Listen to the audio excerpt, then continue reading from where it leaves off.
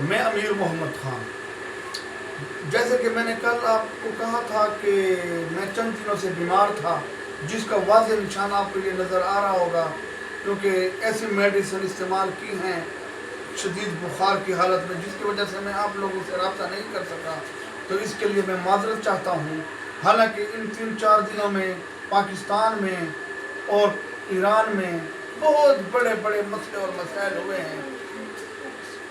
پاکستان میں بھی آپ نے دیکھا ہوگا کہ رؤوف حسن صاحب کے اوپر حملہ کیا گیا، لیکن پی ٹی آئی کے لیے سب سے بڑی جو بدقسمتی سمجھے، بد نصیبی سمجھے، وہ یہ ہے کہ جب بھی ان کے اوپر حملہ کیا جاتا ہے تو اس کا ہمیشہ مذاق اڑایا جاتا ہے۔ جیسے کہ عمران خان صاحب کے اوپر گجرانوالہ میں حملہ ہوا تھا تو اس کا بھی یوں ہی مذاق اڑایا گیا تھا وزیر آباد میں، کوئی کہتا تھا گولی لگی ہے، کوئی کہتا ہے گولی نہیں لگی، جب گاڑی سے زخمی ہوئے ہیں، یعنی کہ جان لیوا حملہ کیا جاتا ہے اور اس کے بعد اس کا مذاق بھی اڑایا جاتا ہے، بجائے اس کی دلجوئی کرنے کے اس کو برے طریقے سے دل آزاری کی جاتی ہے۔ یہی کچھ کل رؤوف حسن صاحب کے ساتھ ہوا کہ رؤوف حسن صاحب کے اوپر حملہ کیا گیا تو پھر کہا گیا کہ یہ ہجڑوں کا حملہ ہے، یہ شی میل کا حملہ ہے۔ کیا پاکستان میں اب یہ رہ گیا ہے جو حکومت میں آ جائے تو وہ اپوزیشن کو یوں سمجھتے ہیں کہ جیسے یہ کوئی کیڑے مکوڑے ہیں، کوئی اس دنیا کے لوگ ہی نہیں ہیں۔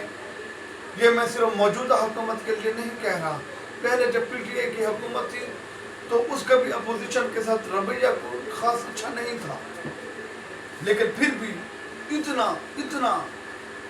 دل شکنی والا رویہ نہیں تھا جو اب ہے۔ تو ایسے حالات میں ہم کس جگہ پہ جا رہے ہیں؟ حالانکہ ہمارے ارد گرد عالمی منظرنامے پہ ایسی تبدیلیاں ہو رہی ہیں کہ جو عالم اسلام کا جو واحد لیڈر ایران کے صدر، جو دفاعی لحاظ سے، اخلاقی لحاظ سے، ہر طریقے سے جنہوں نے فلسطین کا علم بلند کیا، آزادی کا، حریت کا، جب ساتھ کے عرب ممالک نے ہاتھ اٹھا لیے، جنہوں نے نہ اسلام کو دیکھا، نہ جنہوں نے اخلاقیات کو دیکھا، جنہوں نے نہ دنیا کے اصولوں کو دیکھا کہ ہمیشہ کمزور کے ساتھ کھڑا ہوا جاتا ہے، ان میں ایسی بات تو ہے نہیں۔ اس لیے تو سوشل میڈیا پہ ہم دیکھا کرتے تھے، کبھی کہتے تھے کہ 56 بہنوں کا اکلوتا بھائی، کبھی کہا جاتا تھا کہ 52 بہنوں کا اکلوتا بھائی۔ لیکن افسوس، بہت افسوس کہ جو بہنیں تھیں وہ تو سمجھ لو کہ اب بھائی کے بغیر کیسا گزارا کریں گی، اور بھائی بھی ایسا کہ جس کی ایک بہن افریقہ میں ہے، ایک ایشیا میں ہے، تو بیک وقت وہ سب کی ہیلپ کرنا چاہتا تھا، اس کو بھی راستے سے ہٹا دیا گیا۔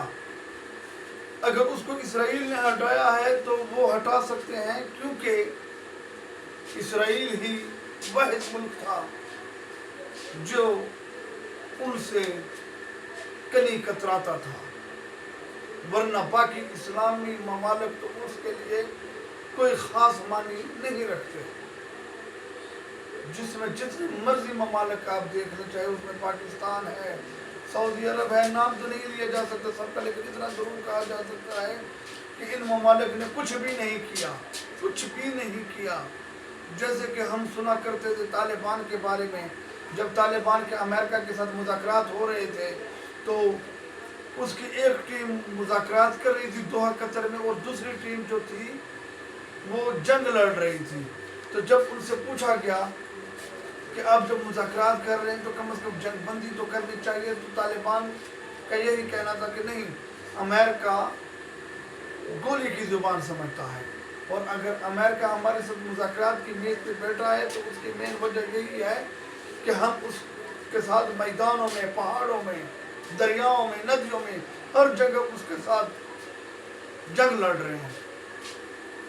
تو ایسے حالات میں ایران، واقعی ایران تو اللہ تعالیٰ نے وہ شخصیت عطا کی جو زخم شاید सदियों तक न भरा जा सके। और उसमें दूसरी वजह ये भी हो सकती है कि अगर उसको इसराइल ने नहीं हटाया तो हो सकता है कि अल्लाह ताला ने ही कहा हो कि ऐसी कौम को इतने गैरतमंद लीडर के लिए हकदार ही नहीं है। क्योंकि जब ईरान पाबंदी ज़दा मुल्क अकेले खड़ा हो गया तो बाकी ममालिक का भी तो हक था, इस्लामी ममालिक का, कि उनके साथ खड़े होते, शाना बशाना होते। लेकिन क्या करें कि इसराइल से जो ममालिक डरते हैं इस्लामी, उनके जहन में, उनके दिमाग में यही बात चल रही है कि वो इस्लामी ममालिक के लीडर के तौर पर उभरेंगे। क्या खाक उभरेंगे।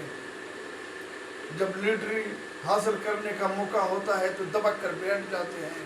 एक ऐसे मुल्क से जिसका रकबा बहावलपुर जितना है, बेशक आप ये कह सकते हैं कि अमेरिका का वो इत्तेहादी है, अमेरिका का वो नाजायज बेटा है, लेकिन जो भी है तो अरब ममालिक के बीच में। जिस दिन गैरत आ गई मुसलमान ममालिक को, यकीन जानिए कि जैसे इराक ने कुवैत को फतह कर दिया था चंद घंटों में, इससे भी जल्द अज जल्द इसराइल का नाम और निशान मिट सकता है, उसको पता किया जा सकता है। लेकिन नहीं, इसके लिए गैरत चाहिए, इसके लिए वकार चाहिए। और एक गैरतमंद इंसान आज मन व मट्टी तले दब गया। लेकिन शाम तो देखे कि अल्लाह ताला ने उसको शहादत की मौत नसीब की, और वो बेशक इसी मौत के हकदार थे जो आखिरी वक्त तक अपनी अवाम के लिए डैम का इफ्तिताह करने गए थे। इसमें कई सवाल उठाए जा सकते हैं कि अज़रबैजान जो इसराइल का इत्तेहादी है, जहाँ से गैस वगैरह, पेट्रोल वगैरह इसराइल को मुहैया करता है, लेकिन फिर भी अपने पड़ोसी से तो नहीं भागा जा सकता। अगर वो इसराइल का इत्तेहादी भी था तो कम से कम पड़ोसी तो था, उसके साथ तो चलना ही पड़ता था। तो हम दुआ गो हैं कि अल्लाह ताला ईरानी सदर को जन्नतुल फिरदौस अता करे, और वो उसी के हकदार हैं। तो मेरे ख़्याल में आज के लिए इतना ही काफ़ी है। इसके बाद इंशाअल्लाह आगे भी हम आपसे यूँ ही बताएंगे जो हालात चल रहे हैं। कल आपने फैसल बाउटा साहब को भी देखा था, जिन्होंने जजों के ख़िलाफ़ जो ज़ुबान इस्तेमाल की, और ज़ुबान किस लिए इस्तेमाल की, तो जो पिछली बातें थीं उनको बजाय उससे माजरत करने के उन्होंने साफ कह दिया कि मैं अपनी एक एक बात पे कायम हूँ, मैं अपनी किसी बात से भी पीछे नहीं हटता। तो अब देखिए कि पाकिस्तान की सियासत किस करवट बैठती है। आज के लिए इतना ही बहुत है। Thank you.